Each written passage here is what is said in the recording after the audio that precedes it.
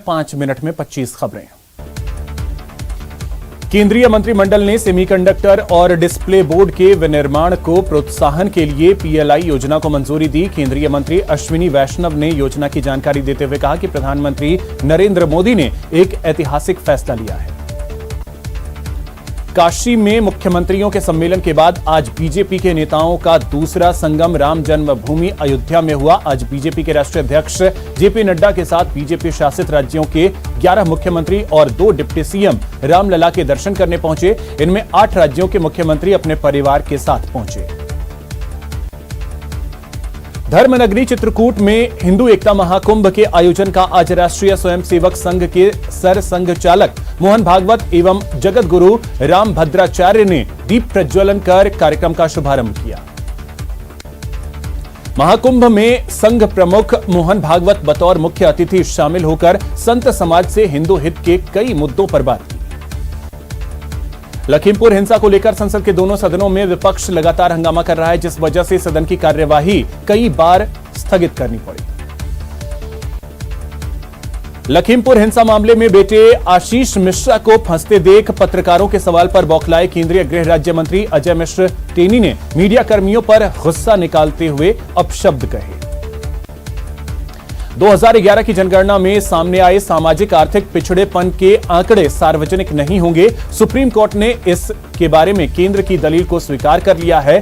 केंद्र ने कहा था कि 2011 में ओबीसी की संख्या जानने के लिए जातिगत जनगणना नहीं हुई थी। परिवारों का पिछड़ापन जानने के लिए सर्वे हुआ था, लेकिन वो आंकड़ा त्रुटिपूर्ण है, इस्तेमाल करने लायक नहीं है। आंध्र प्रदेश में भीषण सड़क हादसा हुआ है। यहां बेकाबू बस नहर में जा गिरी। हादसे में 5 महिलाओं समेत 9 लोगों की मौत हो गई। जम्मू कश्मीर के पुलवामा जिले के राजपुरा इलाके में सुरक्षा बलों और आतंकियों के बीच मुठभेड़ हुई, जिसमें एक आतंकी ढेर हो गया। आतंकी की पहचान शोपियां के रहने वाले फिरोज अहमद दार के तौर पर हुई है। तमिलनाडु के कुन्नूर हेलीकॉप्टर क्रैश में घायल हुए ग्रुप कैप्टन वरुण सिंह का इलाज के दौरान आज निधन हो गया। बेंगलुरु के कमांड अस्पताल में उन्होंने आखिरी सांस ली। वहीं पीएम मोदी ने भी वरुण सिंह के निधन पर ट्वीट कर दुख व्यक्त किया।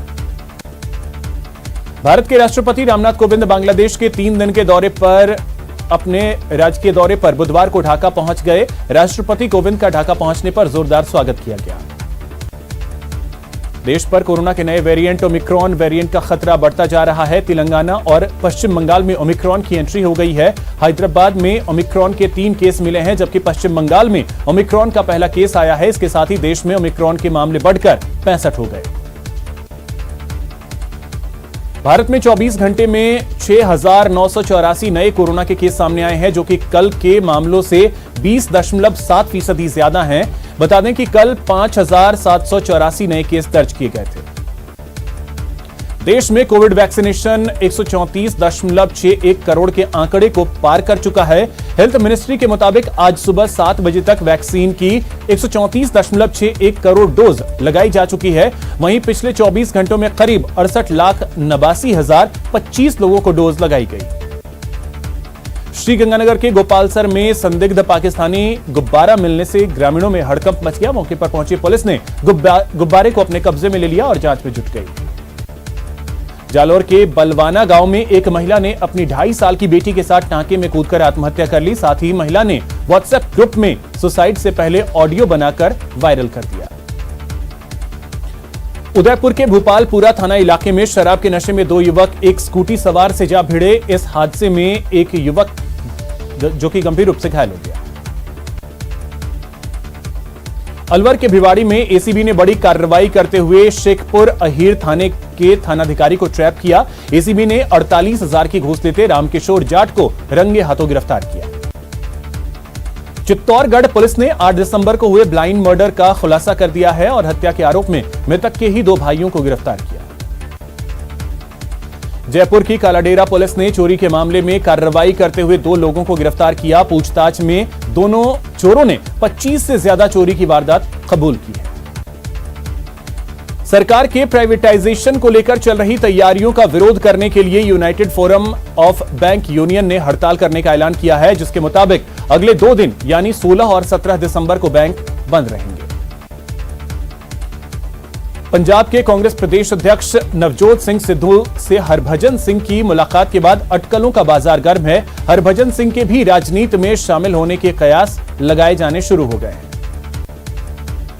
टीम इंडिया के टेस्ट कप्तान विराट कोहली ने दक्षिण अफ्रीका दौरे को लेकर चुप्पी तोड़ी है। कोहली ने कहा कि वे दक्षिण अफ्रीका के खिलाफ वनडे सीरीज में खेलने के लिए तैयार हैं और उन्होंने बीसीसीआई से किसी तरह का ब्रेक नहीं मांगा। साथ ही कोहली ने सफाई दी है कि उनके और रोहित शर्मा के बीच किसी तरह की अनबन नहीं है।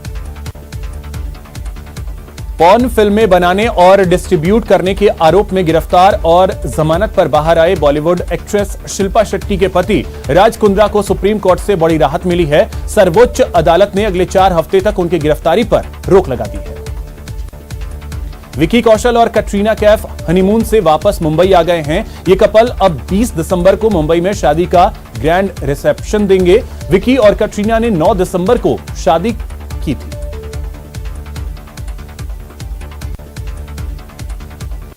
चलिए अब आपको दिखाते हैं आग की